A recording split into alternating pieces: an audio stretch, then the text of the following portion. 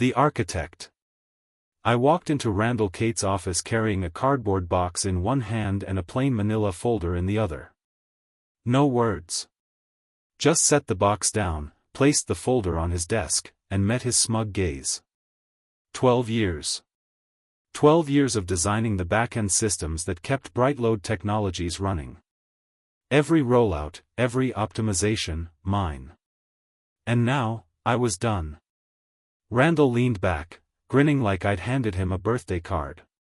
He flipped open the folder, skimmed the first page, and laughed. "You're serious," he said. "Good luck finding another job at your age in this field." I just nodded. "You're 48, Nate," he added. "This industry chews up guys like you. You really want to start over now?" I kept calm. "I've got copies of everything," I said. "Every system I built, every test, every model, backed up, clean, and fully documented. And yes, I have proof you never touched a single line." The smile faltered. "Excuse me? You've been standing on my work for 12 years, I continued, "and I've got the emails, the commit logs, the memos to prove it." "You're just a loud voice, Randall. Nothing more." His jaw tensed. No comeback. Just silence. I picked up my box, tucked the folder under my arm, and turned toward the door. The truth was, I'd already made my move months ago. The spark. It all started 9 months earlier, at the company retreat in Lake Geneva. Randall, front and center at the boardroom, was presenting what he called a breakthrough adaptive load balancing framework. I froze. That was my work. 9 months of designing, testing, breaking, and rebuilding that system. He didn't understand a word of it. That night, I started backing everything up. Screenshots, commit logs, emails, voice memos, proof of my work and his ignorance. I documented every model, every feature, every time he leaned on me to simplify a presentation. Obsessive? Maybe. But I wasn't going to be invisible anymore. I even found a loophole in the HR policy. Independent innovation developed on personal equipment could be classified as personal research. I quietly updated the document, had Randall sign off, and sealed my protection. By the time I resigned, everything was ready. The rival connection. 2 days after securing my backups, I ran into Tasha Keene, head of development at Argonne Systems, our biggest competitor. She immediately recognized me. "You build most of your company's software, right?" she asked. "Most of it," I said. We talked, exchanged design logic, infrastructure patterns, problem-solving approaches, enough for her to see I was the real architect.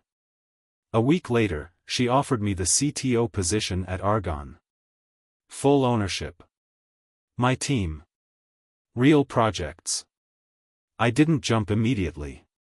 I stayed, observed Randall, documented, prepared. Then came my resignation day. The exit. I walked into Randall's office, dropped the resignation letter, and told him my destination. "Argonne," he sputtered. "You can't, NDA, non-compete." "Check your records," I said. "Never signed either. You didn't want to scare off talent with paperwork, remember?" He went pale. The company's brain had walked out the door. I didn't linger. I drove straight to Argonne and began leading real projects for the first time in years. The unraveling. Randall tried to hold the team together. He reposted inspirational quotes on LinkedIn. But the cracks appeared fast. Typos in logs, minor delays, misrouted shipments. Clients complained. Engineers quit or went looking for other opportunities. He had built an empire on my work. Without me, the foundation collapsed. The public reveal. Months later, at the Global Optimization Forum, Randall opened the keynote.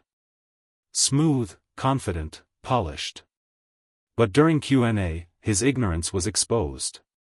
Tasha stood up. Actually, I think our CTO can clarify that. All eyes turned to me. I walked on stage and calmly explained the systems, the models, the adaptive layers, the reinforcement logic, everything. No buzzwords. No posturing. Just truth. Randall froze. He couldn't answer a single question.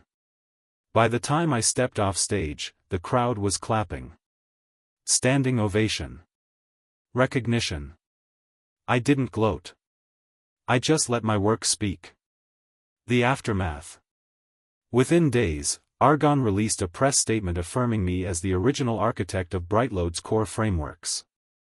Investors, clients, and engineers demanded answers from Randall. By Friday, he resigned. Patent rights, contracts, and industry recognition were all mine. My team thrived. My platform flourished. My legacy, finally, undeniable. I didn't celebrate. I walked into my new office, looked out at my team, and knew, this was the work that mattered. And Randall? He was still in fantasy land, trying to look calm while his empire crumbled. Sometimes, revenge doesn't roar. Sometimes, it just wins quietly, letting the truth do all the talking.